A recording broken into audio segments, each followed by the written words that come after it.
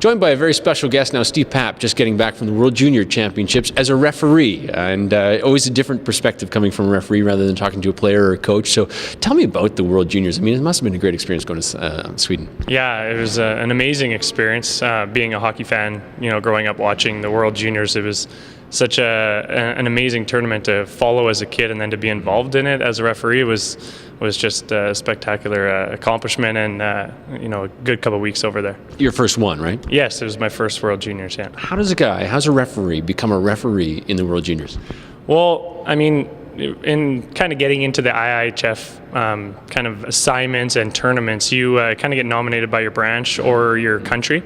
So fortunate for me, I got nominated for a tournament last year in Russia. It was a U18. So from that point, they kind of evaluate you at the tournament, and then if you do well enough, they kind of keep you in their program working towards World Championships or Olympics kind of tournaments. So I was lucky enough to get another call, and lucky it was actually the World Juniors, I was very pleased, and it was just a great experience. Any hesitation? No, absolutely not. No, none. Now you got an opportunity to ref the gold medal game, and we'll talk about that in just a second. But your first game over there, you reffed 6 games, I think you said? Yeah. 6 games. What was the first game? My first game was Russia versus Norway. Okay. So it was a pretty powerhouse team in Russia, and then a team that basically just kind of qualifies every other year, which ended up they got sent down this year, losing out in the relegation. So it was a different matchup team. So not the whole tournament is level, right? So that you do have your powerhouses and your bottom teams, and so it's a different game. But it's a big game for those Norwegian players to be playing against a team like Russia in a big tournament like that. So and it's good for us to kind of get our feet wet in the tournament, kind of getting used to it. So. Yeah. Bigger ice surface, obviously. What was the biggest difference between reffing in Western Hockey League and reffing in the World Juniors? Well, I mean, rule-wise, there's definitely rule changes and rule interpretations, and for some reason there seems to be a lot of differences. So as the North American guys, we did a lot of kind of meetings beforehand to make sure that, hey, you know what, this is something that we talked about, or something that we could go over. So we did a really good job of that as a team. Just to make sure that we were on the same page. And before the games, we were really, trying to pick the brains of the guys that work IHF all the time to make sure that we're doing things the right way for the IHF, not the way that we do it. And then on ice, I mean, the bigger ice surface is a little different. I have skated on the bigger ice, but you always catch yourself. I mean, in our league here, you're pretty tight in the corner, and you have a lot more room behind the net and in the corner, so you end up being put back so far away from the net. So little things that kind of evolve throughout the tournament of positioning does change too. Let's talk about the gold medal game. Sweden, Finland. When did you get the call? When did you know you were going to do the gold medal game? Well, the night after the semifinals, the assignments come out. So what they do is our supervisors there was 4 of them. They pick who they want into those games, and then it has to be approved by the IHF. So how I found out, I was in my hotel room. I got back before the guys in the semifinal. I didn't have a game. So I was in my hotel room, and all the other guys came back from the rink. They knocked on the door and gave me the assignments, and I looked and I saw my name, and was pretty excited to just be involved in the gold medal game. Were you nervous?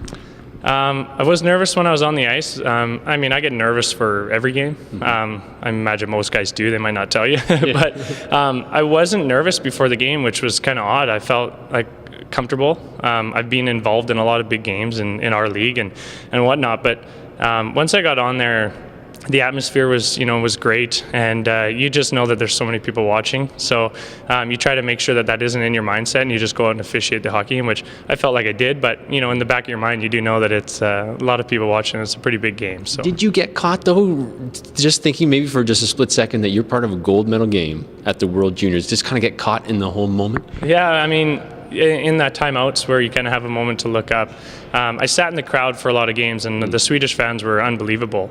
And as European fans usually are, they're cheering the whole game no matter what. Unlike our league, they do cheer a lot more when the team's winning or scoring, but they're just crazy fans. So it was great.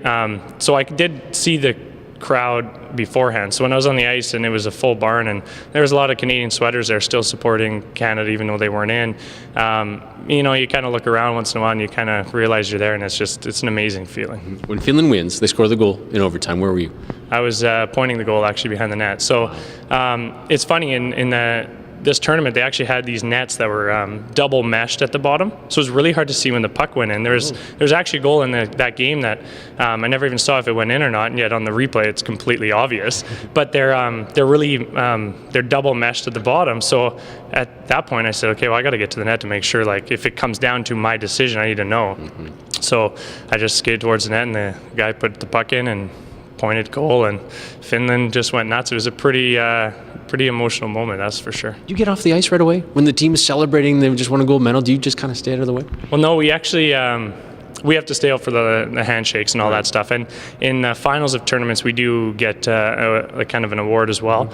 So once we got that, and then they did the national anthem, and then the teams kept cheering, that's when we kind of sneak off the ice. So yeah. Is there a language barrier? I mean, there must have been some of the games you did. There may be a coach or something, or players that don't understand what you're saying. Yeah, absolutely. And I mean, the Russian coach, we also officiated him in the Russia Super Series here. Okay. So, and I've seen him last year in the Russia Super Series, and so I have seen him a few times, and he doesn't actually speak English at all. So you kind of pick a player on the team that does speak English that you can kind of communicate with through him. And then some teams, you just don't know who does and who doesn't speak English. For the most part, a lot of the countries, it is amazing how many people do have English as a second language in the hockey world. So a lot of people do, but there still is that aspect of some guys don't. For example, some of the guys that we reffed with, one of the Canadian guys was from Montreal, and his English is good, but it's not excellent too. So even communicating with a Canadian was actually difficult. So it's kind of funny how it works, but you just make sure that you kind of know ahead of time who does, who doesn't, so you can communicate. Yeah. Other than the gold, because that would be your favorite game, but what would be your favorite game other than that gold medal game between Sweden and Finland? Your favorite game was? Well, I mean, bottom line, that was probably it. But throughout the whole round robin, there was just so many parts of each game that was kind of unique.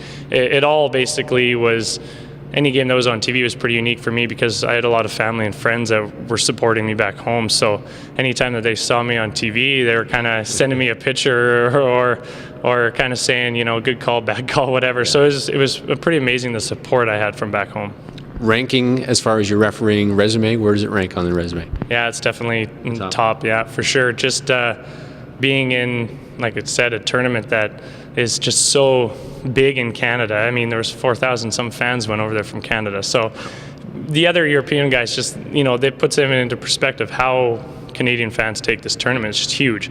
And for me, waking up with my dad and my brother, always watching the games in the morning like most Canadian kids, it was pretty amazing to be over there and actually reffing the games, so it's pretty cool. Where do you put your medal or your award that you got? Yeah, ours doesn't have the necklace part to it, so it's just in a little box, so that'll sit on the mantle for some time, I'm sure. Thanks for doing this. Hey, no, thank you. Steve Papp refereeing the World Junior Gold Medal game, and you could catch him at a Western Hockey League game near you.